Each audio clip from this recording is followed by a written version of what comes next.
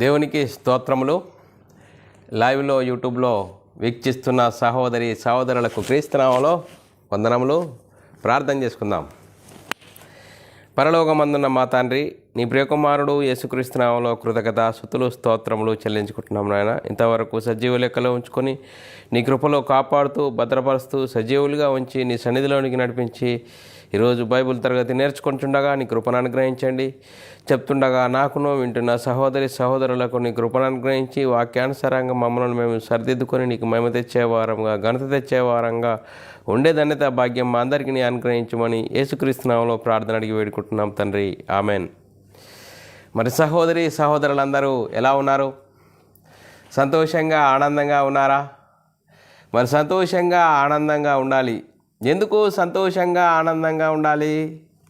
దేవుడు మనల్ని సజీవ లెక్కలో ఉంచుకొని ఆయన సన్నిధిలో నడిపించి ఆయనను ఆత్మతోనూ సత్యంతోనూ ఆరాధించుకోవడానికి, ఆయన వాక్యాన్ని నేర్చుకోవడానికి ఇచ్చిన గొప్ప ధన్యత భాగ్యమును బట్టి దేవునికి కృతజ్ఞతాస్తుతులు స్తోత్రములు చెల్లించబద్దులమై ఉన్నాము. ప్రియుల సహోదరులమైన మనము ఒకరికొకరు వందనములు చెల్లించుకోవాలని బైబిల్లోని ఆత్మనియమము సూచిస్తుంది. దానిని మనము అర్థం చేసుకుంటూ అనుసరిస్తూ ముందుకు సాగుదాం.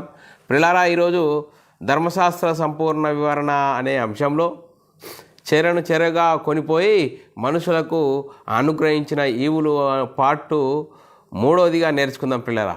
ఈరోజు పార్ట్ 3. మరి పిల్లరా, మనము ఈరోజు ఈ అంశం చెప్పబడుతుండగా ఒక వ్యక్తిని గురించి కానీ, ఒక సంస్థను గురించి కానీ, ఒక సంఘమును గురించి కానీ మాకే తెలుసు మీకెవరికి తెలియదు అనే ఉద్దేశంతో కాకుండా బైబిల్లోని ఆత్మ సంబంధమైన సంగతులతో సరిచూసుకుంటూ మన ఆత్మీయ ప్రయాణంను సరిదిద్దుకొనడానికి మరి ఈరోజు అంశం నేర్చుకుందాం పిల్లారా. మరి ఇంతకుముందుగా చాలా అంశాలు నేర్చుకున్నాం. ధర్మశాస్త్రం సంపూర్ణ వివరణ అనే అంశంలో చాలా అంశాలు నేర్చుకున్నాము. ఈరోజు కూడా మరి ధర్మశాస్త్ర సంపూర్ణ వివరణ అనే అంశంలో చెరగా కొనిపోయి మనుషులకు ఈవులు అనుగ్రహించెను అనే అంశము నేర్చుకుందాం. పార్ట్ 2 ఈరోజు 3. పోయిన వారముగా మొదటిది, రెండవది నేర్చుకున్నాము. ఈరోజు 3వదిగా నేర్చుకుందాం పిల్లరా. మరి ఈరోజు అంశము పిల్లరా, మరి ధర్మశాస్త్రము, మరి యేసుక్రీస్తు ధర్మశాస్త్రము అమల్లో ఉన్న కాలంలో వచ్చాడు, ధర్మశాస్త్రంకు లోబడ్డాడు, ధర్మశాస్త్రమును శిలువలో కొట్టివేశాడు. ధర్మశాస్త్రము మరి పాపానికి బలము ఎందులో ఉందంటే ధర్మశాస్త్రంలో ఉంది. ఆ ధర్మశాస్త్రము అందరినీ మరి ఏం చేసింది? అందరినీ లేఖనము పాపంలో బంధించెను. ధర్మశాస్త్రం అందరినీ పాపంలో బంధించెను. ఆ బంధించిన మరి అందరినీ విడిపించడానికి దేవుడు తన సొంత కుమారుని పాప శరీరాకారంతో ఈ లోకానికి పంపించి మరి ధర్మశాస్త్రంకు లోబడ్డాడు, ధర్మశాస్త్రం అనుసరించాడు, ధర్మశాస్త్రాన్ని శిలువలో కొట్టివేశాడు. మరి కొట్టివేసి ధర్మశాస్త్రం అనే చెరను చెరగా కొనిపోయి, ధర్మశాస్త్రం అంటే పాపం అనే చెరను మరి ధర్మశాస్త్రాన్ని శిలువలో కొట్టివేసి చెరగా కొనిపోయి మరి మనుషులకు ఈవులను అనుగ్రహించెను.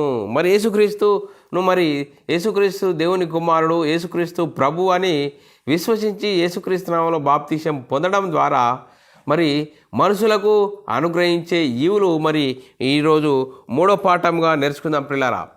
ఈరోజు 3వ పాఠంగా నేర్చుకుందాము. మరి మూలవాక్యం మనం చదువుకున్నట్లయితే మరి ఎఫెసీయులకు రాసిన పత్రిక 4వ అధ్యాయం 8వ వచనంలో చదువుకుందాం పిల్లారా. ఆయన ఆహారోనమైనప్పుడు చెరగా కొనిపోయి మరి మనుషులకు ఈవులను అనుగ్రహించనను చెప్పబడి ఉన్నది. చూడండి పిల్లరా, ధర్మశాస్త్రం అనే పాపంలో ఉన్న చెరగా కొనిపోవడం ద్వారా మరి యేసుక్రీస్తు మరి చెరగా కొనిపోయి మనుషులకు మరి ఈవులు అనుగ్రహించాడు. దేవుడు అనుగ్రహించిన ఈవులు ఏంటి అనేది మనము 3వ పాఠంగా ఈరోజు నేర్చుకుందాం పిల్లారా. మరి మనం ఆలోచన చేసినట్లయితే ఈ అంశంలో 9 సందర్భాలు నేర్చుకుందాం పిల్లరా. 9 సందర్భాలు నేర్చుకుందాం పిల్లరా. మరి ఈ సందర్భాలు మనం ఒక్కొక్కటిగా చదువుకొని మళ్ళీ ఒక్కొక్కటిగా మరి విడివిడిగా నేర్చుకుందాం పిల్లరా. మరి 1వదిగా మీరు దుష్టుని జయించి ఉన్నారు అనే సందర్భం నేర్చుకుందాము. అలాగే దేవుని మూలముగా పుట్టిన వారందరూ లోకమును జయించువారు 2వదిగా. 3వదిగా జయించువానికి దేవుని పరదేశిలో ఉన్న జీవవృక్ష ఫలమును భుజింపనిత్తును. 4వదిగా జయించువానికి మరుగై ఉన్న మన్నాను భుజింపనిత్తును. ఐదవది చూడండి పిల్లల, జయించువాడు రెండవ మరణం వలన ఏ హాని చెందడు. ఆరవదిగా జయించువాడు అలాగుననే తెల్లని వస్త్రములు ధరించుకొనును. ఏడవదిగా జయించువానిని నా దేవుని ఆలయంలో ఒక స్తంభముగా చేసేదను. మరి ఎనిమిదవదిగా మన పౌరస్థితి పరలోకమందున్నది. తొమ్మిదిగా శరీరము దాని క్రియలతో కూడా సిలువ వేసి ఉన్నాను అని మరి ఈ 9 సందర్భాలు మనము వాక్యానుసారంగా నేర్చుకుందాం పిల్లారా. మరి మనము లేఖనాలు చూసుకుందాం పిల్లారా.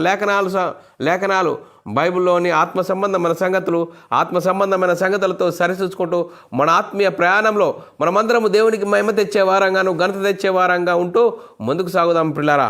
మరి మనం లేఖనాలు చూసుకుందాం పిల్లారా. 1 యోహాను రాసిన పత్రిక 1 యోహాను రాసిన పత్రిక 4వ అధ్యాయం 4వ వచనంలో చెప్పబడిన మాట మనం చదువుకుందాం పిల్లారా. మీరు దుష్టుని జయించి ఉన్నారు. చూడండి పిల్లారా, దుష్టుడు ఎవరు? మనకు విరోధి, దేవునికి విరోధి, మరి అందరికీ విరోధి అయిన ఎవడు? దుష్టుడు. దుష్టుని జయించి ఉన్నారు. మరి చూడండి పిల్లరా, మరి లోకంలో ఎవరున్నారు? దుష్టుడున్నాడు. దుష్టుడు ఏం చూపిస్తాడు? దుష్టుని టూల్స్ శరీరాశ, నేత్రాశ, జీవడంబాన్ని చూపిస్తాడు. అవన్నిటిని చూపించి వాడికి సిద్ధపరిచినారు కానీ మనల్ని తీసుకెళ్తాడు. అందుకోసమే మీరు దుష్టుని జయించి ఉన్నారు అని లేఖనం చెప్తుంది పిల్లరా. చిన్నపిల్లలారా మీరు దుష్టుని సంబంధులు. చిన్నపిల్లలారా మీరు దేవుని సంబంధులు. చిన్నపిల్లలారా మీరు దేవుని సంబంధులు. మీలో ఉన్నవాడు లోకంలో ఉన్నవాని కంటే గొప్పవాడు గనుక మీరు వానిని జయించి ఉన్నారు. చూడండి పిల్లరా, చిన్నపిల్లలారా అంటూ మీరు దేవుని సంబంధులు. మీలో ఉన్నవాడు లోకంలో ఉన్నవాని కంటే గొప్పవాడు గనుక మీరు వారిని జయించిన. లోకంలో ఉన్నవాడు ఎవడు? అపవాది, సాతాను. చూడండి పిల్లరా, వాడిని జయించాలి అంటే మనము ఏముండాలి? మనలో విశ్వాసం ఉండాలి. అలాగే 1 యోహాను రాసిన పత్రిక 2వ అధ్యాయం 13వ వచనం చదువుకుందాం పిల్లరా. తండ్రులారా మీరు ఆది నుండి ఉన్నవానిని ఎరిగి ఉన్నారు గనుక మీకు రాయిచున్నాను. యవ్వనస్తులారా మీరు దుష్టుని జయించి ఉన్నారు కనుక మీకు రాయిచున్నాను. చూడండి పిల్లరా, మీరు దుష్టుని జయించి ఉన్నారు అంటే చూడండి. మరి ఈ లోకంలో మరి మీరు దేవుని అందున్నారు. లోకంలో ఉన్నవాని కంటే గొప్పవాడు. చూడండి, మీరు లోకంలో ఉన్నవాడు లోకంలో ఉన్నవాని కంటే గొప్పవారు మీరు. అందుకోసం మీరు దుష్టుని జయించి ఉన్నారు. దుష్టుని జయించాలంటే మరి విశ్వాసం ఉండాలి. అలాగే 1 యోహాను రాసిన పత్రిక 2వ అధ్యాయం 14వ వచనంలో చిన్నపిల్లలారా, మరి అలాగే రాయబడ్డది, చిన్నపిల్లలారా మీరు తండ్రిని ఎరిగి ఉన్నారు కనుక మీకు వ్రాయిచున్నారు. తండ్రులారా మీరు ఆది నుండి ఉన్నవారిని ఎరిగి ఉన్నారు కనుక మీకు రాయిచున్నాను. యవనస్తులారా మీరు బలవంతులు. దేవుని వాక్యము మీ యందు నిలిచి ఉన్నది. చూడండి పిల్లలు, దేవుని వాక్యము మీ యందు నిలిచి ఉన్నది. మీరు దుష్టుని జయించి ఉన్నారు గనుక మీకు రాయిచున్నాను. చూడండి పిల్లరా, దేవుని మూలముగా పుట్టినవాడు పుట్టి ఉన్నాడు. చూడండి పిల్లలు, దేవుని మూలంగా పుట్టడం అంటే ఏంటి? మరి యేసయ్య క్రీస్తు అయి ఉన్నాడని నమ్మువాడు తప్ప లోకమును జయించేవాడెవడు? మరి చూడండి పిల్ల, యేసయ్య క్రీస్తు అయి ఉన్నాడని నమ్మువాడు తప్ప లోకము జయించేవాడు ఎవడు? 1 యోహాను రాసిన పత్రికలో యేసుక్రీస్తు అయి ఉన్నాడు నమ్మువాడు ప్రతి వాడును దేవుని మూలముగా పుట్టి ఉన్నాడు. పుట్టి ఉన్న వానిని ప్రేమించు ప్రతివాడు ఆయనములుగా పుట్టి ఉన్నాడు కనుక వాడిని ప్రేమించి ఉన్నారు. చూడండి పిల్లరా, మరి దుష్టుని జయించాలంటే యేసే క్రీస్తు అయి ఉన్నాడు అని నమ్మువాడు తప్ప ఎవడు లోకమును జయించేవాడు? చూడండి పిల్లరా, మనం ఆలోచన చేసినట్లయితే యేసుక్రీస్తు ఎవరు? యేసుక్రీస్తు దేవుని కుమారుడు. యేసుక్రీస్తు ప్రభు అని విశ్వసించి, యేసుక్రీస్తు మనందరి పాపాల కోసం మరణించాడని, సమాధి చేయబడ్డాడని, దేవుడు ఆయనను తిరిగి లేపాడని విశ్వసించి యేసుక్రీస్తు నామములో బాప్తిసం పొంది అప్పుడు లోకమును జయించిన వారము. అందుకోసమే లోకమును జయించేవాడే మరి మనము దేవుని యందు ఉన్నాము కనుక మనము మరి దుష్టుని జయించేవారమని లేఖనం చెప్తుంది పిల్లరా. అలాగే రెండో సందర్భంలో మనం చూసుకున్నట్లయితే దేవుని మూలముగా పుట్టిన వారందరూ లోకమును జయించి ఉన్నారు. చూడండి పిల్లరా, మరి దేవుని మూలముగా పుట్టడం అంటే ఏంటి అనేది మనము లేఖనం చూసుకున్నట్లయితే 1 యోహాను రాసిన పత్రిక 5వ అధ్యాయం 4వ వచనంలో రాయబడిన మాట, దేవుని మూలముగా పుట్టిన వారందరూ చూడండి పిల్లరా, లోకమును జయించుదురు, లోకమును జయించిన విజయము మన విశ్వాసమే. చూడండి పిల్లరా, లోకమును జయించిన లోకమును జయించిన విజయము మన విశ్వాసమే. విశ్వాసం ఏంటి? యేసుక్రీస్తు దేవుని కుమారుడు, యేసుక్రీస్తు ప్రభు అని విశ్వసించి యేసుక్రీస్తు నామములో బాప్తిసం పొందితే మనము లోకమును జయించిన వారమని లేఖనం చెప్తుంది పిల్లరా. మరి ఇంకా మనం ఆలోచన చేసినట్లయితే ప్రకటన గ్రంథంలో రాయబడి ఉన్నది, నేను జయించి నా తండ్రితో కూడా ఆయన సింహాసనమందు కూర్చుండి ఉన్న ప్రకారము జయించు వారిని నాతో కూడా నా సింహాసనమందు కూర్చుండబెట్టుదును. చూడండి పిల్లరా, మరి యేసుక్రీస్తు ఏమంటాడు? నేను జయించి నా తండ్రితో కూడా ఆయన సింహాసనమందు కూర్చుండి ఉన్న ప్రకారము జయించిన వాడు ఎవరు? లోకమును జయించిన మనము, లోకమును జయించిన మన విశ్వాసము మరి యేసుక్రీస్తు దేవుని కుమారుడు అని, యేసుక్రీస్తు ప్రభు అని విశ్వసించి మనందరి పాపాల కోసం యేసుక్రీస్తు మరణించాడని, ఆయనను దేవుడు తిరిగి లేపాడని విశ్వసించి యేసుక్రీస్తు నామములో బాప్తిసం పొందడము లోకమును జయించిన వారము. అందుకోసమే దుష్టుని జయించిన వారము అని లేఖనం చెప్తుంది పిల్లరా. అందుకోసమే జయించిన వారిని ఎక్కడ కూర్చుని పెట్టుకుంటాడా? యేసుక్రీస్తు నేను జయించి పరలోకంలో దేవుని కుడి పార్శ్వమున కూర్చుంటున్నాను, జయించిన వారిని నాతో కూడా కూర్చుండబెట్టుకొద్దును అంటున్నాడు. చూడండి పిల్లరా, ఎంత గొప్ప భాగ్యం పిల్లరా. మరి యేసుక్రీస్తును విశ్వసించడం ద్వారా ఎంత గొప్ప భాగ్యవంతులం అవుతున్నామని లేఖనం చెప్తున్నది పిల్లరా. మరి ఇంకా మూడవదిగా మనం నేర్చుకున్నట్లయితే, జయించు వానికి దేవుని పరదేశిలో ఉన్న జీవవృక్ష ఫలమును భుజింపనిత్తును. చూడండి పిల్లరా, జయించు వానికి దేవుని పరదేశిలో ఉన్న జీవవృక్ష ఫలమును భుజింపనిత్తును అని లేఖనం చెప్తుంది పిల్లరా. మరి ఇంతకుముందు మనం ఆలోచన చేసినట్లయితే ఈ జీవవృక్ష ఫలములు ఎక్కడ పోగొట్టుకున్నారు అనేది మనం ఆలోచన చేసినట్లయితే బైబిల్ గ్రంథంలో ఏదైనా తోటలో ఆదాము అవ్వలను ఏదైనా తోటలో ఉంచి ఏం చేశాడు? జీవవృక్ష ఫలములు తినండి, ఈ మంచి చెడ్డ ఫలములు తినకూడదు అని చెప్పారు. వారు ఏం చేశారు? వారు విన్నారు, కానీ విని ఏం చేశారు? అనతి కాలంలోనే దేవుని మాటను, దేవుని ఆజ్ఞను అతిక్రమించి ఏం చేశారు? మంచి చెడ్డలు తెలివినిచ్చే ఫలమును తిన్నారు కాబట్టి వారు ఒకవేళ జీవవృక్ష ఫలములు తిందురేమో అని వారిని ఏదైనా తోటలో నుంచి దేవుడు వెళ్ళగొట్టాడు పిల్లరా. అందుకోసమే ఏదైనా తోటలో ఉన్న జీవవృక్ష ఫలములు ఇప్పుడు జయించువాడు జీవవృక్ష ఫలములు భుజింపనిత్తును అంటున్నాడు పిల్లరా. చూడండి, దేవుని పరదేశి అనగా ఏంటి? దేవుని పరదేశి అనగా సంఘము. చూడండి పిల్లరా, సంఘము ప్రకటన గ్రంథంలో 2వ అధ్యాయం 7వ వచనంలో రాయబడిన మాట, చెవి గలవాడు ఆత్మ సంగతులతో చెప్పుచున్న మాట వినుగాక. అంటే చూడండి పిల్లరా, చెవి గలవాడు అంటే చెవులు అందరికీ ఉన్నాయి కదా. ఈ చెవులు కాదు, ఈ లోక సంబంధంగా కాదు, మనోనేత్రాలు వెలిగించబడాలి, మనసుతో గ్రహించే విధానంగా ఉండాలి. అందుకోసమే జయించువానికి దేవుని పరదేశిలో ఉన్న జీవవృక్ష ఫలమును భుజింపనిత్తును. చూడండి పిల్లలు, జీవవృక్ష ఫలమును భుజింపనిత్తును ఎక్కడ ఉంటుంది? దేవుని పరదేశి సంఘము. ఆ సంఘంలో జీవవృక్ష ఫలములు అంటే చూడండి పిల్లరా, యేసయ్య క్రీస్తు అయి ఉన్నాడని, యేసయ్య క్రీస్తు ఎవడైనా చూడండి, యేసయ్య క్రీస్తు అయి ఎవడైనా నా మాట వినునో వాడు ఎల్లప్పుడూ జీవించునని యేసుక్రీస్తు చెప్తున్నాడు పిల్లరా.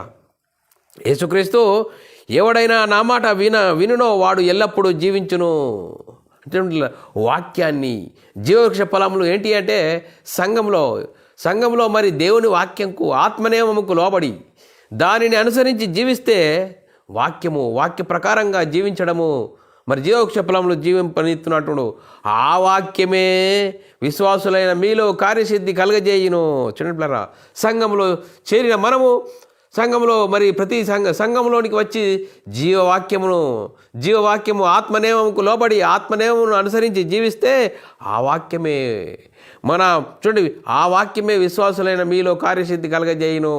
వాక్యం ద్వారా మనల్ని మనము కట్టుకుంటాము, వాక్యంకు లోబడతాము, వాక్యానుసారంగా మనల్ని మనం సరిదిద్దుకుంటాము. మీ ఆత్మలను రక్షించుటకు శక్తి గల వాక్యమును సాత్వికంతో అంగీకరించుడి. చూడండి పిల్లరా, సంఘములో మనం చేరబడిన మనము సంఘమనగా దేవుని పరదేశిలో మరి జీవవృక్ష ఫలమును భుజింపనెత్తును. జీవవృక్ష ఫలములు అనగా వాక్యంకు ఆత్మనియమంకు లోబడాలి, ఆత్మనియమం అనుసరించి జీవించాలి. అప్పుడు సంఘంలో చేర్చబడిన మనము జీవవృక్ష ఫలములు భుజింపనిత్తుము. మరి భుజింపబడిన మనము ఏమట? ఎబ్రిల్ రాసిన పత్రికలో 12వ అధ్యాయము 22, 23 వచనంలో 23, 24 వచనాల్లో చాలా చక్కగా రాయబడ్డది. ఇప్పుడైతే సియోను కొండకును జీవము గల దేవుని పట్టణమునకు అనగా పరలోకపు యెరూషలేమునకు వేవేల కొలది దేవదూతల యొద్దకును పరలోకమందు రాయబడి ఉన్న జ్యేష్ఠుల సంఘమునకును వారి మహోత్సవమునకును అందరి న్యాయాధిపతి అయిన దేవుని యొద్దకును సంపూర్ణ సిద్ధి పొందిన నీతిమంతుల ఆత్మల యొద్దకును కొత్త నిబంధనకు మధ్యవర్తి అయిన యేసునొద్దకు ఏబేలు కంటే మరి శ్రేష్టముగా పలుకు ప్రోక్షణ రక్తమునకు మీరు వచ్చి ఉన్నారు. చూడండి, మనము సంఘంలో చేర్చబడిన మనము జీవవృక్ష ఫలములు అంటే జీవవృక్ష ఫలములు. మరి పరదేశిలో భుజింపనిత్తున్నటువంటి పరదేశి అనగా దేవుని సంఘంలో జీవవృక్ష ఫలమనగా ఆత్మనేమము, వాక్యంకు లోబడాలి, ఆత్మానుసారంగా జీవించడము, వాక్యంకు లోబడి మన ఆత్మీయ జీవితంను కట్టుకోవడం ద్వారా ఏమవుతుంది? జ్యేష్ఠుల సంఘంలో చేర్చబడిన వారము. వారి మహోత్సవమునకు అందరి న్యాయాధిపతి అయిన దేవుని యొద్దకు సంపూర్ణ యొద్దకి నీతిమంతులైన కొత్త నిబంధనకు మధ్యవర్తినైన యేసునొద్దకు చూడండి మరీ శ్రేష్టముగా మరి ఏబేలు కంటే మరీ శ్రేష్టమైన పలుకు ప్రోక్షణ రక్తమునకు మీరు వచ్చి ఉన్నారు. చూడండి పిల్లరా, ఎంత గొప్ప భాగ్యము. మరి దేవుడు యేసుక్రీస్తు ధర్మశాస్త్రాన్ని కొట్టివేయడం ద్వారా యేసుక్రీస్తును మనము సొంత రక్షకుడు అంగీకరించడం ద్వారా జీవవృక్ష ఫలములు అనగా సంఘము, పరదేశి అనగా సంఘములో చేర్చబడిన మనము జీవవృక్ష ఫలములు అనగా ఆత్మనియమంకు లోబడి మనము మన ఆత్మీయ జీవితంను కట్టుకోవడం ద్వారా ఆ జీవవృక్ష ఫలములో భుజింపనిత్తున్నట్టు. చూడండి పిల్లరా, ఏదైనా తోటలో ఆదామవ్వలు పోగొట్టుకున్న ఆ జీవవృక్ష ఫలములు మళ్ళీ తిరిగి ఎప్పుడు పొందుకుంటాము? యేసుక్రీస్తు ధర్మశాస్త్రాన్ని సిలువలో కొట్టివేయడం ద్వారా ఆ కొట్టివేసి చెరుగా కొనిపోయి మనుషులకు ఈవులను అనుగ్రహించాడు. యేసుక్రీస్తును నమ్ముకోవడం ద్వారా దేవుడు అనుగ్రహించే ఈవులు అంటే చూడండి ఇంత గొప్ప భాగ్యము. పరదేశి అనగా దేవుని సంఘములో జీవవృక్ష ఫలములు అనగా ఆత్మనియమమును అనుసరించి జీవించడం ద్వారా ఇంత గొప్ప భాగ్యము కలుగుతుందని లేఖనం సూచిస్తుంది పిల్లరా. 4వ మాటను మనం చూసుకున్నట్లయితే 4వ సందర్భంను జయించువానికి మరుగై ఉన్న మన్నాను భుజింపనిత్తును. చూడండి పిల్లరా, ఈ మన్నా అంటే ఏంటి? చూడండి పిల్లరా, జయించువాడు అంటే ఎవరంటే మనం విశ్వాసము కలిగిన వారమై విజయించిన వారమై మనము చూడండి పిల్లరా, మనం ఆలోచించినట్టు 4వ సందర్భము జయించువానికి మరుగై ఉన్న మన్నాను భుజింపనిత్తును అని లేఖనం చెప్తుంది. ప్రకటన గ్రంథంలో 2వ అధ్యాయం 17వ వచనంలో సంఘములతో ఆత్మ చెప్పుచున్న మాటలు చెవి గలవాడు వినుగాక. ఏమని? ఈ చెవులు అందరికీ ఉంటాయి. ఎందుకు వింటలేదు? మనోనేత్రాలు వెలిగింపబడాలి. బైబిల్లోని ఆత్మ సంబంధమైన సంగతులతో సరిచూస్తేనే అర్థమవుతాయి. కానీ ప్రకృతి సంబంధమైన మనుషుడికి లోక సంబంధికి ఆత్మ సంబంధమైన సంగతులు అర్థం కావు. ఈరోజు బైబిల్ గురించి చాలా మాట్లాడుతున్నారు, కానీ బైబిల్ అందరికీ తెలియదు. ఎవరికి తెలుస్తుంది?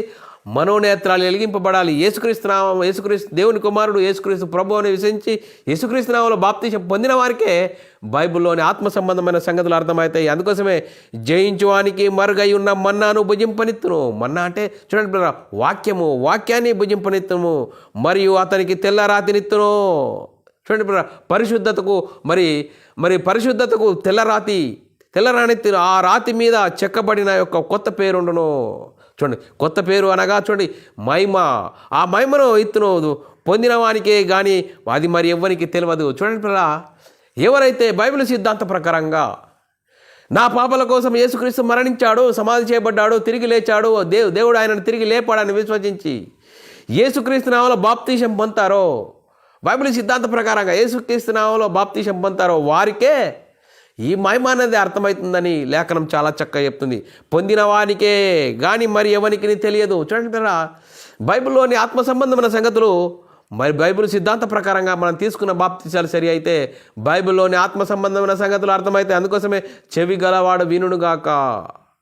చూడండి అలాగూ మన ఆత్మీయ జీవితం ఉన్నదా లేదా మరుగై ఉన్నా అంటే మన్నా అనేది వాక్యము మరి మనకు అర్థమవుతుంది. తెల్ల రాతినిత్తును అంటే పరిశుద్ధతకు మరి గుర్తు.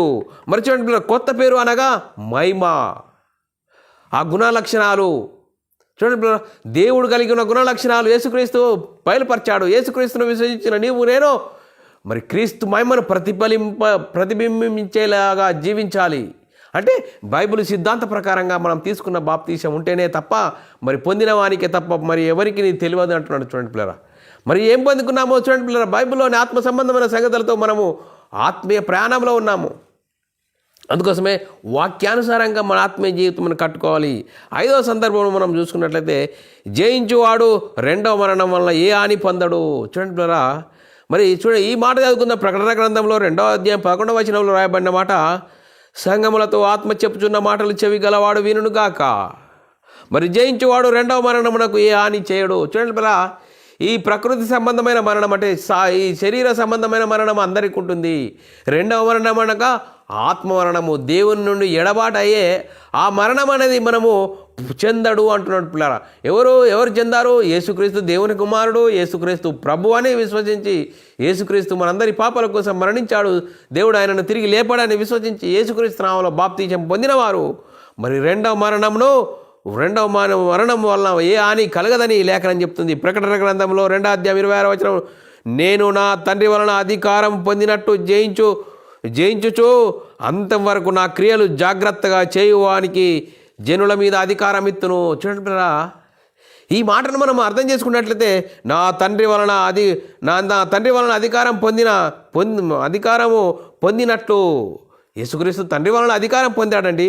పొంది జయించుచు అంతం వరకు నా క్రియలు జాగ్రత్తగా చేయువానికి జనుల మీద అధికారం ఎత్తును. చూడండి యేసుక్రీస్తును సొంత రక్షకుడు అంగీకరించిన అపొస్తలుల గురించి మనం ఆలోచన చేస్తే, అపొస్తలులు చూడండి మొదటి శతాబ్దంలో మరి యేసుక్రీస్తును అంగీకరించి పరిశుద్ధాత్మను పొందుకున్న తర్వాత సువార్తను ప్రకటించారు, అధికారం కలిగిన బోధించారు. యేసుక్రీస్తు జీవించిన జీవితంలో కూడా అధికారం కలిగిన బోధను బోధించారు. ఇప్పుడు మనము యేసుక్రీస్తు దేవుని కుమారుడు, యేసుక్రీస్తు ప్రభు అని విశ్వసించి యేసుక్రీస్తు నామములో బాప్తిసం పొందిన మనము అధికారం కలిగిన బోధను బోధించే వారంగా ఉంటాము. ఆత్మనియమంకు లోబడి ఉంటాము. ఆత్మానుసారంగా జీవించడానికి మన ఆత్మీయ జీవితంను కట్టుకుంటాము. అలాంటి జీవితం కలిగిన వారు మరి చూడండి పిల్లరా, లోకము నుండి మరి మనం ఆలోచన చేసినట్లయితే ఏమని చెప్తుంది లేఖనము? యోహాను సువార్త 17వ అధ్యాయం 6వ వచనంలో, లోకము నుండి నీవు నాకు అనుగ్రహించిన మనుషులకు నీవు నీ నామమును ప్రత్యక్షపరిచితిని. నీ నామాన్ని ప్రత్యక్షపరిచితిని. వారు నీవారయుండిరి. నీవు వారికి నాకు అనుగ్రహించిన వారు నీ వాక్యమును గైకొనున్నట్లు. వాక్యానుసారంగా ఆత్మనేమను అనుసరించి జీవించాలి. అలాంటి పరిస్థితి కలిగి ఉండాలి. అందుకోసమే మరి నా తండ్రి వలన అధికారము పొందినట్టు, చూడండి యేసుక్రీస్తు నా తండ్రి వలన అధికారం పొందినట్లు జయించుచు అంతం వరకు, యేసుక్రీస్తు రెండవ రాకడ వరకు, మన మరణం వరకు, అంతవరకు నా జాగ్రత్త క్రియలు అంటే సువార్తను జాగ్రత్తగా, ఆత్మ సంబంధమైన సంగతులతో జాగ్రత్తగా మరి సువార్త ప్రకటించాలి. అప్పుడే మన జనుల మీద అధికారం. యేసుక్రీస్తు దేవుని కుమారుడు, యేసుక్రీస్తు నమ్ముకుంటే పరలోకం, యేసుక్రీస్తు నమ్మకుంటే మరి నరకం అనేది ఉన్నది. ఆ నరకాన్ని తప్పించడానికి యేసుక్రీస్తు లోకానికి వచ్చాడు. మనందరినీ మన పాపాలను తీసివేయడానికి, మనల్ని నీతిమంతులు చేయడానికి, మనందరినీ పరలోకంలో ఉన్న కన్న తండ్రి దేవుని యొద్దకు తీసుకెళ్ళడానికి యేసుక్రీస్తు వచ్చాడు. యేసుక్రీస్తు నమ్ముకుంటే నిత్య జీవం, పరలోక ప్రాప్తి, దేవుని ఇంటి వారం, పరలోక వారసులం అవుతామని సువార్తను ప్రకటించాలి. అలాంటి సువార్త ప్రకటించడమే మరి అధికారం కలిగి జాగ్రత్తగా ఆయన క్రియలు జరిగించాలని లేఖనం చెప్తుంది. ఇంకొక మాట, 6వ మాట మనం పరిశీలన చేసినట్లయితే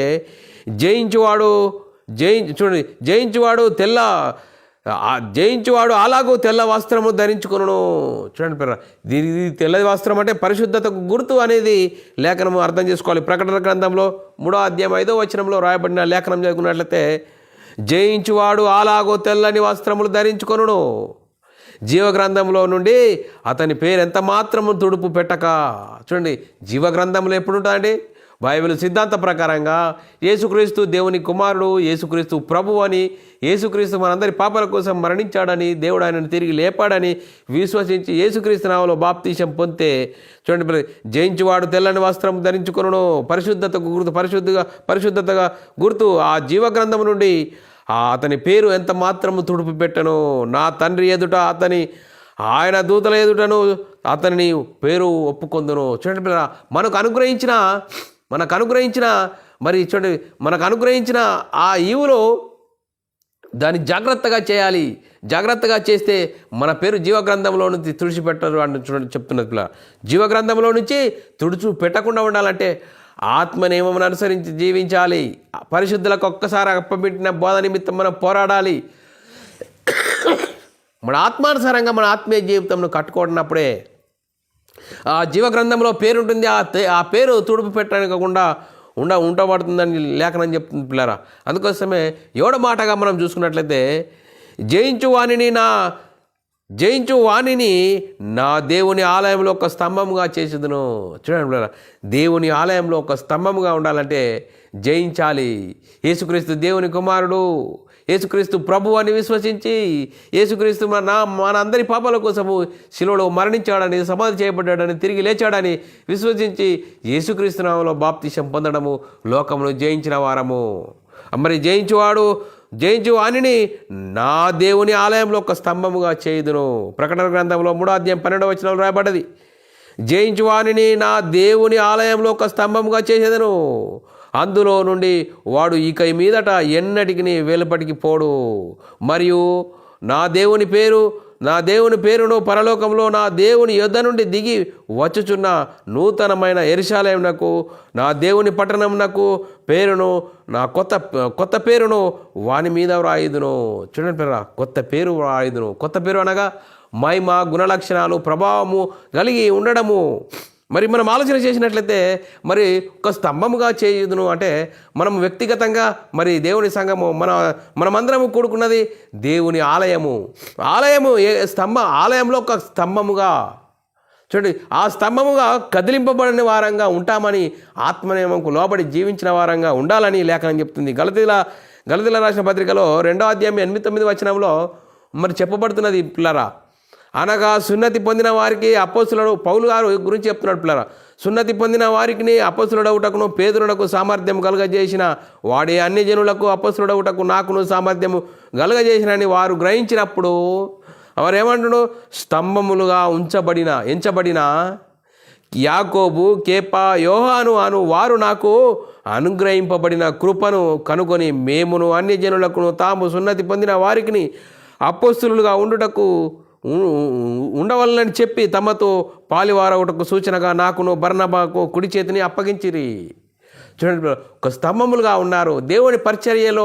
మరి ఒక సంఘములో స్తంభముగా ఉండాలంటే ఆత్మనియమముకు లోబడాలి, ఆత్మనియమం అనుసరించి జీవించాలి. ఆత్మనియమంకు అనుసరించి జీవించినప్పుడే దేవుని ఆలయంలో ఒక స్తంభముగా ఉంచుతామని లేఖనం చెప్తుంది. అంతేకాదు ఇంకో లేఖనం చూసుకున్నట్లయితే 1 యోహాను రాసిన పత్రిక 3:15 రాయబడిన మాట, అయినను నేను ఆలస్యం చేసిన ఎడల దేవుని మందిరములో అనగా అని చెప్తాడు, జీవము గల దేవుని సంఘములో జనులు ఎలాగూ ప్రవర్తింపవలనో అది నీకు తెలియవలనని ఈ సంగతిలో నీకు వ్రాయిచున్నాను. ఆ సంఘము సత్యమునకు ఆధారమై ఉన్నది. చూడండి, సత్యమునకు ఆధారమై ఉన్నది. చూడండి, వాక్యంకు లోబడే జీవితము. సంఘము సత్యమునకు ఆధారమై ఉన్నది. సత్యము అనుసరించి దానికి లోబడి దాని ప్రకారంగా జీవిస్తే దేవుని ఆలయంలో ఒక సంఘముగా మరి మనల్ని చేస్తాడని లేఖనం చెప్తుంది పిల్లరా. అందుకోసమే కాదు, సత్యమనగా ఏంటి? యోహాను సువార్త 17:17 రాయబడ్డది, సత్యమందు వారిని ప్రతిష్ఠ చేయము, నీ వాక్యమే సత్యము. ఆ సత్యంకు లోబడి జీవించాలి, ఆత్మనియమమును అనుసరించి జీవించాలి. అందుకోసమే చెరగా కొనిపోయి మనుషులకు ఈవులను అనుగ్రహించిన యేసుక్రీస్తును నమ్ముకోవడం ద్వారా మరి సత్యంకు, వాక్యంకు, ఆత్మనియమంకు అనుసరించి జీవించాలి, లోబడాలి. ఆత్మనియమం అనుసరించి జీవించాలి. అది పొందిన వారికి తప్ప వేరే వారికి తెలియదని లేఖనం చెప్తుంది. దాన్ని అనుసరించి జీవించినప్పుడే మరి సంఘములో ఒక స్తంభముగా మనల్ని చేస్తారని లేఖనం చెప్తుంది పిల్లరా. అలాంటి జీవితం కలిగి మనమందరము దేవునికి మహిమ తెచ్చేవారంగా ఉంటూ ముందుకు సాగుదాం పిల్లరా. ఇంకంతేకాదు 8వ మాటగా చూసుకున్నట్లయితే మన పౌరస్థితి పరలోకమందున్నది. అక్కడ ప్రభు అయిన యేసుక్రీస్తు అను రక్షకుని నిమిత్తం కనిపెట్టుకొని ఉన్నాము. చూడండి, మన పౌరస్థితి యేసుక్రీస్తును నమ్ముకోవడం ద్వారా మన స్టేటస్ ఏమవుతుంది? మన పౌరస్థితి పరలోకమందున్నది.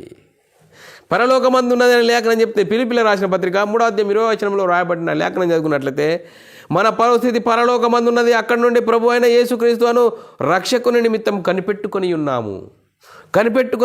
ప్రకటన గ్రంథంలో 20వ అధ్యాయం 6వ వచనంలో రాయబడిన మాట, ఈ మొదటి పునరుద్ధానంలో పాలు పొందిన వారు ధన్యులు, పరిశుద్ధులనై ఉందురు. ఇట్టి వారి మీద రెండవ మరణమునకు అధికారం ఉండదు. చూడండి, రెండవ మరణమునక ఆత్మ దేవుని నుండి ఎడబాటు అనేది రెండవ మరణం. ఆ రెండవ మరణమునకు అధికారం ఉండదు. వీరు దేవునికి క్రీస్తునకును యాజకులై క్రీస్తు కూడా 1000 సంవత్సరములు రాజ్యము చేయుదురు. చూడండి పిల్లలు, మరి మనం ఆలోచన చేస్తే మన పౌరస్థితి పరలోకమందు ఎప్పుడు జరుగుతుంది, ఎలా జరుగుతుంది అనేది మనం ఆలోచన చేసినట్లయితే రోమీయులకు రాసిన పత్రికలో చాలా చక్కగా రాయబడ్డది. 6వ అధ్యాయంలో 3-4 వచనాలు చదువుకున్నట్లయితే, క్రీస్తు యేసులోనికి బాప్తీసం పొందిన మనమందరము ఆయన మరణంలోనికి బాప్తీసం పొందితే మనం మీరెరుగారా. చూడండి పిల్లలు, బాప్తీసం పొందడం ద్వారా ఆయన మరణంలోనికి మనము పాలు పొందిన వారము. అప్పుడు మనము క్రీస్తు యేసులోనికి బాప్తీసం పొందిన మనమందరము ఆయన మరణంలోనికి బాప్తీసం పొందితే మనం మీరెరుగారా. 4వ వచనం, కాబట్టి తండ్రి మహిమ వలన క్రీస్తు మృతులలో నుండి ఎలాగూ లేపబడిన అలాగే మనమును నూతన జీవం పొందిన వారమై నడుచుకున్నట్లు మనము బాప్తీసం వలన మరణంలో పాలు పొందుటకై ఆయనతో కూడా పాతి పెట్టబడితిమి. ఎప్పుడండి? బాప్తీసంలో ఇది జరుగుతుంది. బాప్తీసంలో ఎప్పుడో యేసుక్రీస్తు దేవుని కుమారుడు, యేసుక్రీస్తు ప్రభువు, యేసుక్రీస్తు మనందరి పాపాల కోసం మరణించాడని, దేవుడు ఆయనను తిరిగి లేపడాన్ని విశ్వసించి యేసుక్రీస్తు నామములో బాప్తీసం పొంది ఆయన మరణంలోనికి మనం పాలిభాగస్థులం అవుతామని లేఖనం చెప్తుంది పిల్లరా. అంతేకాదు 1 కొరింథీయులకు రాసిన పత్రిక 15వ అధ్యాయం 20 వచనంలో 23 వచనాల్లో చాలా చక్కగా రాయబడుతుంది. ఇప్పుడైతే నిద్రించిన వారిలో ప్రథమ ఫలము క్రీస్తు మృతులలో నుండి లేపబడి ఉన్నాడు. చూడండి, ప్రథమ ఫలము యేసుక్రీస్తు లేచాడు. అందుకోసమే ఇప్పుడైతే నిద్రించిన వారిలో ప్రథమ ఫలం క్రీస్తు మృతులలో నుండి లేపబడి ఉన్నాడు. 23వ వచనంలో రాయబడిన మాట, ప్రతి వాడు తన వరుసలో బ్రతికింపబడను. ప్రథమ ఫలము క్రీస్తు, తర్వాత క్రీస్తు వచ్చినప్పుడు ఆయన వారు బ్రతికింపబడుదురు. చూడండి పిల్లరా, ఆయన వారు బ్రతికింపబడదురు. మనము లోకమును జయించిన వారం ఎప్పుడైతామో, యేసుక్రీస్తు దేవుని కుమారుడు, యేసుక్రీస్తు ప్రభు అని, యేసుక్రీస్తు మనందరి పాపాల కోసం మరణించాడని, నేను పాపినేని నా పాపాల కోసం యేసుక్రీస్తు మరణించాడని, దేవుడు ఆయనను తిరిగి లేపడని విశ్వసిస్తే ఈ లోకమును జయించిన వారము, లోకమును జయించిన మన విజయము మన విశ్వాసమే. ఆ విశ్వాసం ఎప్పుడు చూడండి పిల్లరా, మనము మరి యేసుక్రీస్తు మరణంలో పాలిభాగస్థులమవుతున్నాము. పాలిభాగస్థులమైతున్నాము లేఖనం చెప్తుంది. రోమీయులకు రాసిన పత్రిక 6వ అధ్యాయం 5, 6, 7 వచనాల్లో 7-8 వచనాల్లో చాలా చక్కగా రాయబడ్డది. మరియు ఆయన మరణం యొక్క సాదృశ్యమందు, ఎవరండి? యేసుక్రీస్తు మరణం యొక్క సాదృశ్యమందును ఆయనతో ఐక్యం గలవారమైన ఎడల ఆయన పునరుద్ధానం యొక్క సాదృశ్యమందును ఆయనతో కూడా ఐక్యం గలవారమై ఉందము. 6వ వచనం 7వ వచనము, ఏమనగా మనమింకను పాపమునకు దాసులము కాకుండుటకు పాప శరీరాకారము నిరర్ధకమవునట్లు ప్రాచీన స్వభావమును ఆయనతో కూడా సిలువ వేయబడి ఉన్న ఎరుగుదము. చూడు, సిలువ వేయబడడం అంటే లోకం నుండి వేరైపోవడము. 7వ వచనంలో, చనిపోయిన వాడు పాపం విముక్తుడని తీర్పు పొందినున్నాడు. చూడండి బ్రదర్, మరి లోకం నుంచి వేరైపోయిన మనము లోకంతో మనకు పొత్తున్నదా? లేదు అని లేఖనం చెప్తుంది. 8వ వచనంలో, మనము క్రీస్తు కూడా చనిపోయిన ఎడల మృతులలో నుండి లేచిన క్రీస్తు కూడా ఇక చనిపోడని, మరణమునకును ఇకను ఆయన మీద ప్రభుత్వం లేదని ఎరిగి ఆయనతో కూడా జీవించుదామని నమ్ముదాము.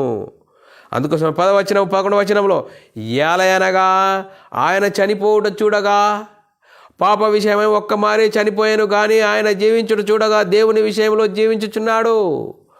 అలాగే మీరును పాప విషయమై మృతులుగాను దేవుని విషయమై క్రీస్తు యేసునందు సజీవులుగాను మిమ్మును మీరే ఎంచుకునుడి. చూడండి, దేవుని విషయమై మనము మిమ్మును మీరే ఎంచుకోండి. చూడండి పిల్లరా, ఎలాంటి విధానంలో మనం ఉన్నాము. మరి చూడండి పిల్లరా, యేసుక్రీస్తుకు నమ్ముకోవడం ద్వారా మనకు అనుగ్రహించిన ఈవులేంటి దేవుడు. చూడండి, ఇంత గొప్ప భాగ్యం ఎప్పుడు అర్థమవుతుంది? బైబిల్ సిద్ధాంత ప్రకారంగా మనం తీసుకున్న బాప్తీసం సరి అయినదా కాదా అనేది వాక్యమును బట్టే ఆత్మ సంబంధ సంగతులతో మనం ఆలోచన చేసినప్పుడే మనకు అర్థమవుతుంది. అది పొందిన వారికి తప్ప పొందిన వారికి తెలియదని లేఖనం చెప్తుంది. అందుకోసమే చెవి గలవాడు వినుగాక. ఎవడు చెవులు అంటే ఈ అందరికీ చెవులు ఉన్నాయి, ఈ మాటలు కాదు. మరి ఆత్మనేత్రాలు, ఆత్మ సంబంధమైన సంగతులు ఆలోచించే విధానంలో మనం ఉండాలి. ఎప్పుడు అది అర్థమవుతుంది? బైబిల్కు సిద్ధాంతంకు లోబడాలి. మనం తీసుకున్న బాప్తీసంకు సరి అయినప్పుడు అప్పుడు మన మనోనేత్రాలు వెలిగింపబడతాయి. అందుకోసమే మన పౌరస్థితి పరలోకమందున్నదని ఎరుగుదము. చూడండి, మన స్టేటసే మారిపోతుంది. అందుకోసమే 9వ వచనం మనం చదువుకుందాం పిల్లరా.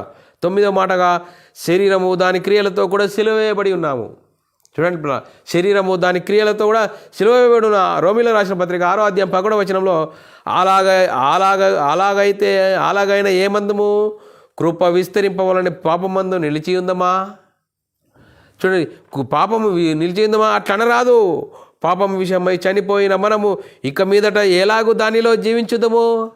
చూడండి, పాప విషయమై మరి శరీర సంబంధంగా మనము ప్రకృతి సంబంధంగా మరి యేసుక్రీస్తు దేవుని కుమారుడు, యేసుక్రీస్తు ప్రభు అని విశ్వసించి యేసుక్రీస్తు నామములో బాప్తీసం పొందినప్పుడు పాపము నుండి మనము చనిపోయాము, పాపముక్తులం అయ్యాము. అందుకోసమే మరి లేఖనం చెప్తుంది, ఎందుకు మళ్ళా అందులోనే నిలిచి ఉంటాము, అది వారి ఎన్నటికి కూడదు అంటున్నాడు. అందుకోసమే రోమీయులకు రాసిన పత్రిక 6వ అధ్యాయము 7-6 వచనాలు చదువుకున్నట్లయితే చనిపోయిన వాడు పాపముక్తుడని తీర్పు పొంది ఉన్నాడు.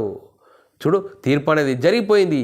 పాపముక్తుడని తీర్పు పొంది ఉన్నాడు. 6:6లో రోమీయులకు రాసిన పత్రిక, ఏమనగా మనం ఇక పాపమునకు దాసులము కాకుండాటకై. మరి చూడండి, పాపము ఎందులో ఉంది? శరీరంలో ఉంది. శరీరంలో పాప స్వభావం ఉంది. ఆ పాప స్వభావం అనేది యేసుక్రీస్తు నామములో బాప్తీసం పొందినప్పుడు సిలువ వేయబడ్డాము.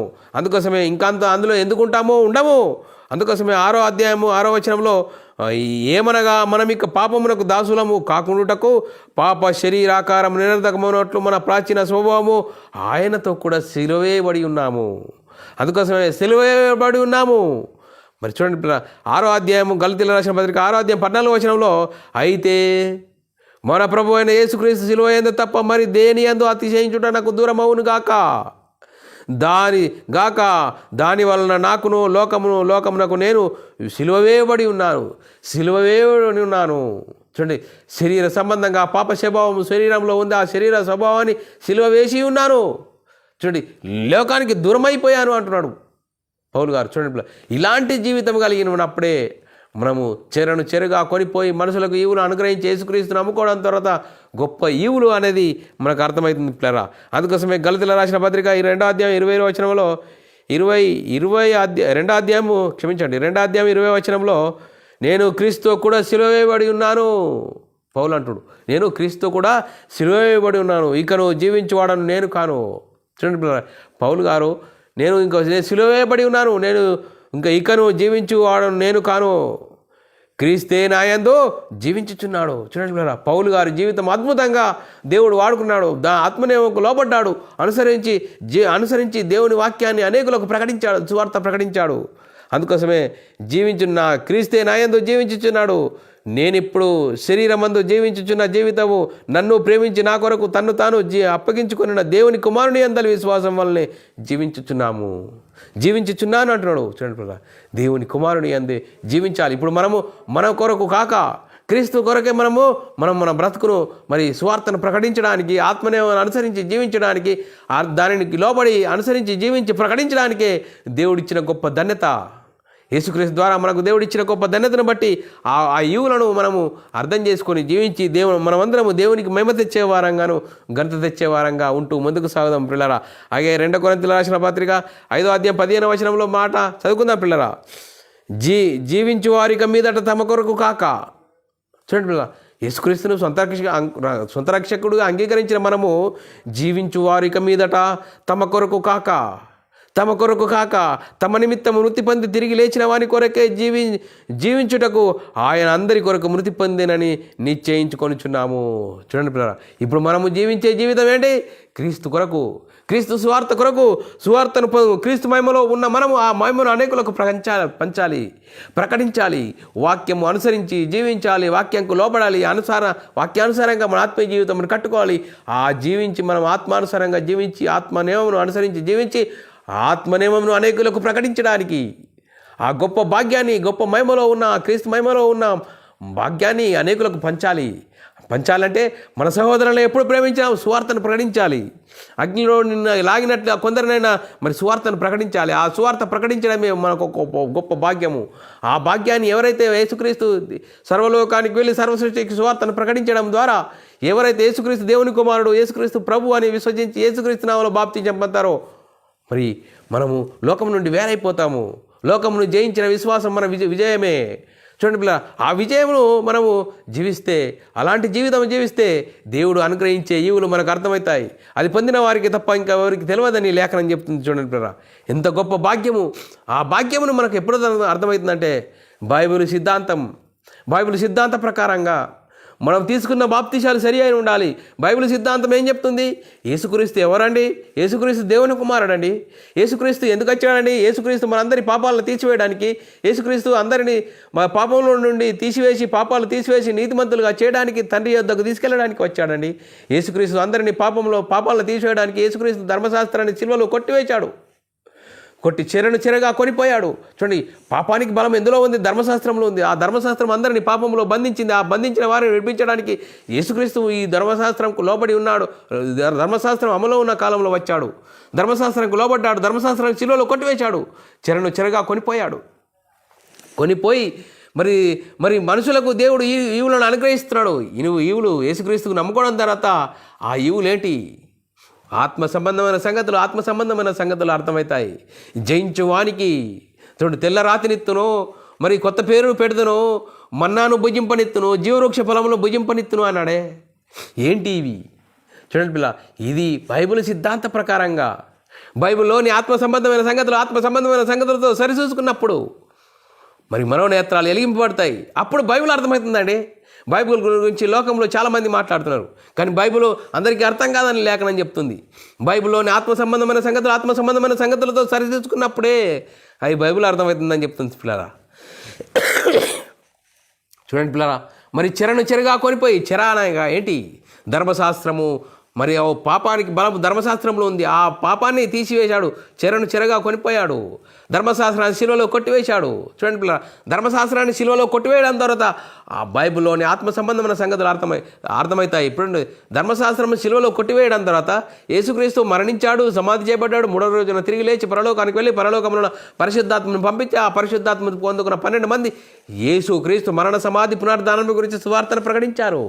ఆ సువార్తను విన్నవారు హృదయాలు పొడుచుకున్నారు. అయ్యో, మేము ఇంత తప్పు చేశామా, పాపం చేశామా? అందుకోసమే సహోదరులారా, మేమేమి చేస్తాము అంటే, ప్రతి వాడు మారు మనసు పొంది పాపక్షమాపణ నిమిత్తం ప్రతి వాడు యేసుక్రీస్తు నామములో బాప్తిసం పొందాలి అని ఒక ఆజ్ఞకు లోబడి దానిని అనుసరించి జీవించాలి. బైబిల్ సిద్ధాంత ప్రకారంగా మనం తీసుకున్న బాప్తిసాలు సరి అయిన అయితే బైబిల్లోని ఆత్మ సంబంధమైన సంగతులు అర్థమవుతాయని లేఖనం చెప్తుంది పిల్లరా. అందుకోసమే చెరగా కొనిపోయి మనుషులకు ఈవులు అనుగ్రహించెను. ఆ ఈవులు ఏంటండి? ఇది పొందిన వారికి తప్ప పొందని వారికి తెలియదని లేఖనం చెప్తుంది. పొందడం అంటే లోకమును జయించిన మన విజయము విశ్వాసమే.